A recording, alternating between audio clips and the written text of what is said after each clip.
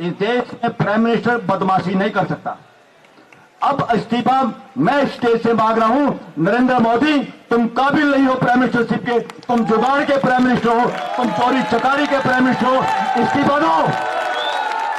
अगर चुपचाप इस धर्मेंद्र प्रधान को तुमने नहीं भगाया तो तुम्हें देश भगाएगा, याद रख लो, नोट कर लो इस बात को।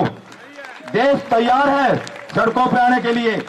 और आज भूमि का मैं सारे देश के वकीलों से यह आह्वान करना चाहता हूं, आज देश वकीलों की तरफ भी देख रहा, क्योंकि हम 145 करोड़ परिवार के लोगों में से संविधान को समझने वाले लोग हैं। हमारी ड्यूटी है देश के प्रति, अपने लोगों के प्रति, अपने 145 करोड़ के परिवार के प्रति। अगर इस तरह की गुंडागर्दी करेगा, जनता की आवाज से भी किसी मंत्री को कैबिनेट से बाहर धक्के देके नहीं भगाएगा प्राइम मिनिस्टर, तो प्राइम मिनिस्टर को देश धक्के देके प्राइम मिनिस्टर हाउस से बाहर निकालेगा। ये आने वाले समय की बात बताओ मैं, ये होगा।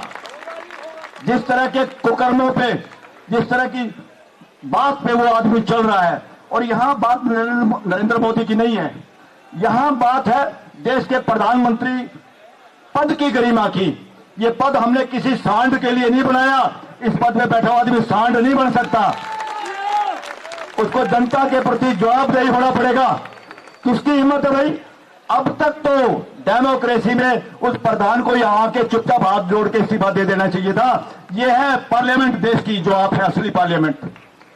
अरे तुम चोरी चकारी की पार्लियामेंट, तुमने पार्लियामेंटरी को नपुंसक बना दिया, तुमने सारी पार्टियों को टेढ़े मेढ़े तरीके से स्पीकर सभापति के आदेशों के जरिए तुमने चोरी से मर्जर करवा दिए पार्टियों के, जो गैर कानूनी है, जो बिल्कुल प्लेन कानून है। और इसलिए अगर फोर्स का यूज किया, यहां से ये धरना उठाने की कोशिश की, आज पूरा देश तैयार है प्राइम मिनिस्टर को घेर के उसका इस्तीफा लेने के लिए मजबूर करेगा अगर इन बच्चों को कुछ कह दिया तो।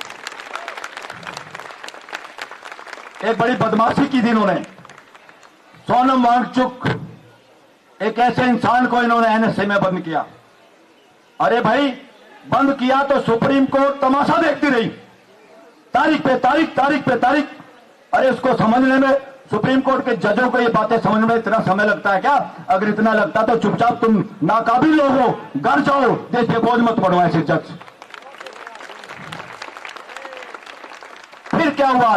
नकली डॉक्यूमेंट, नकली वीडियो के जरिए फंसाया गया और सुप्रीम कोर्ट ने उनके लिए दरवाजा खोल दिया।